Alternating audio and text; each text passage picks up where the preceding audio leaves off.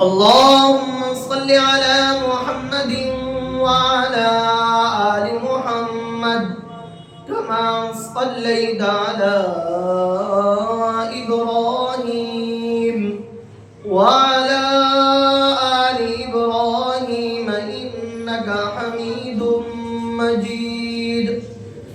اللهم بارك على محمد وعلى آل محمد كما باركت على إبراهيم وعلى آل إبراهيم إنك حميد مجيد.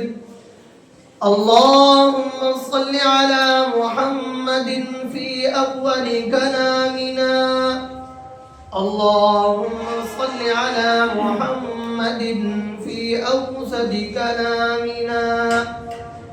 اللهم صل على محمد في آخر كلامنا.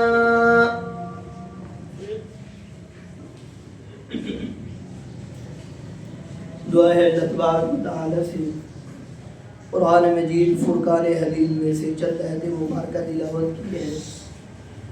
اعلیٰ شانہ سے دعا ہے جیسے گناہگار کو ان آیات کا صحیح مطلب و مفہوم بیان کرنے کی توفیق عطا فرمائے. اور اللہ تبارک و تعالی سے عاجزانہ دعا ہے سننے کے بعد مجھے اور آپ کو اس پر عمل کرنے کی توفیق عطا فرمائے.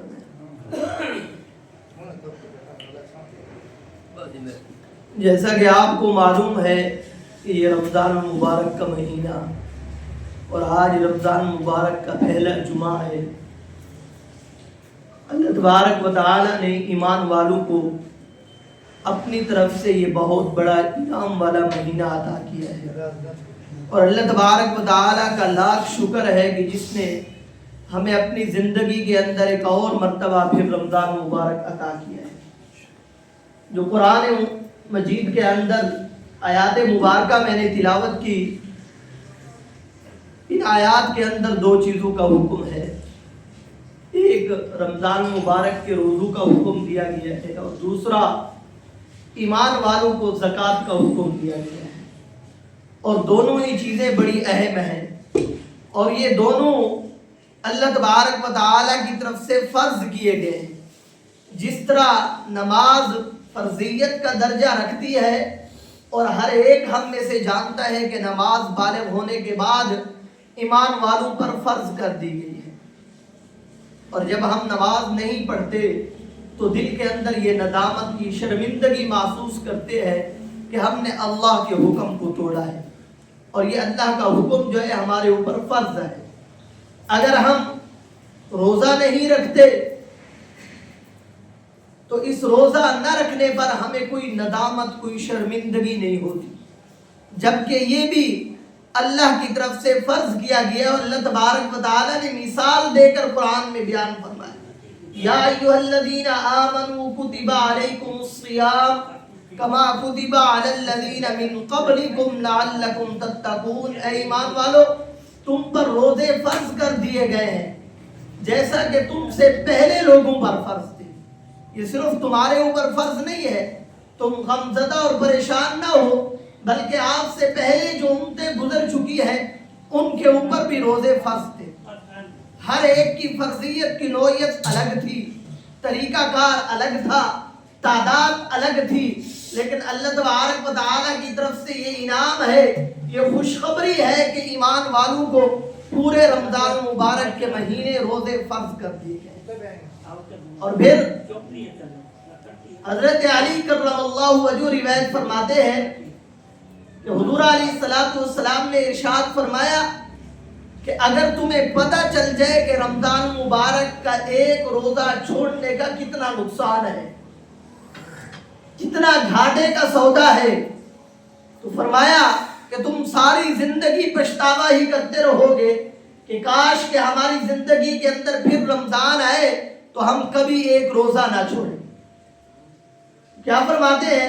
فرماتے ہیں کہ ایک روزہ تم نے چھوڑ دیا جان بوجھ کر، کوئی شرعی عذر نہیں تھا، اور پھر فرمایا کہ اللہ تبارک و تعالی نے تمہیں جتنی زندگی دی ہے، جب تک موت نہیں آتی تم سارا زمانہ روزے رکھتے رہو، رمضان مبارک کے ایک روزے کے ثواب کے برابر بھی تم نہیں پہنچ سکتے۔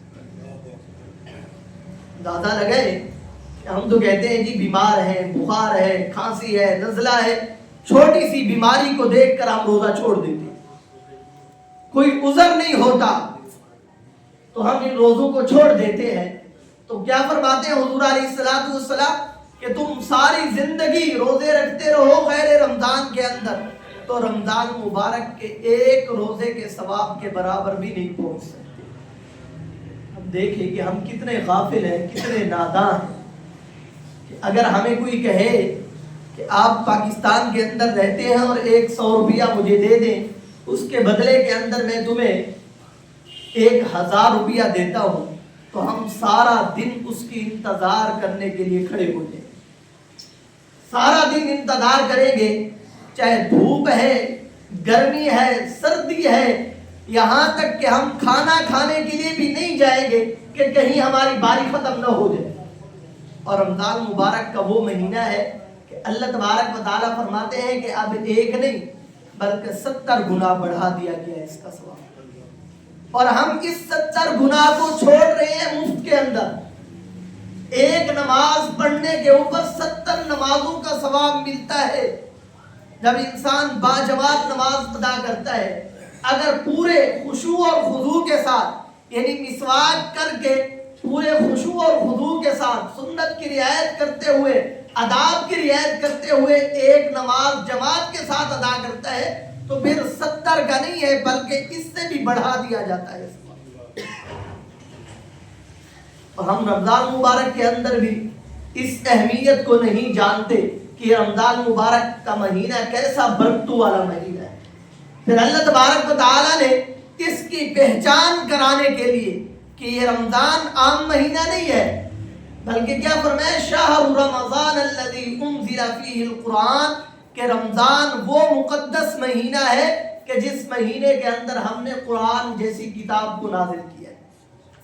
قرآن کو تو ہر ایک جانتا ہے، ہر ایک شخص نے قرآن کو پڑھا ہوا ہے، دیکھا ہوا ہے کہ قرآن جیسی کتاب دنیا کے اندر اور کوئی نہیں۔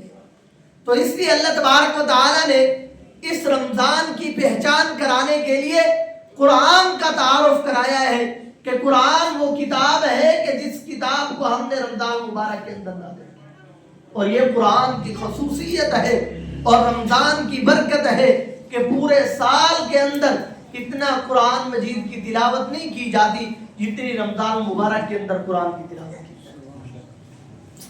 ہر مساجد کے اندر قرآن کی تلاوت، ہر گھر کے اندر، بلکہ گھر کے جتنے کمرے ہیں سب کمروں کے اندر ہر فرد بیٹھ کر قرآن کی تلاوت کرتا ہے۔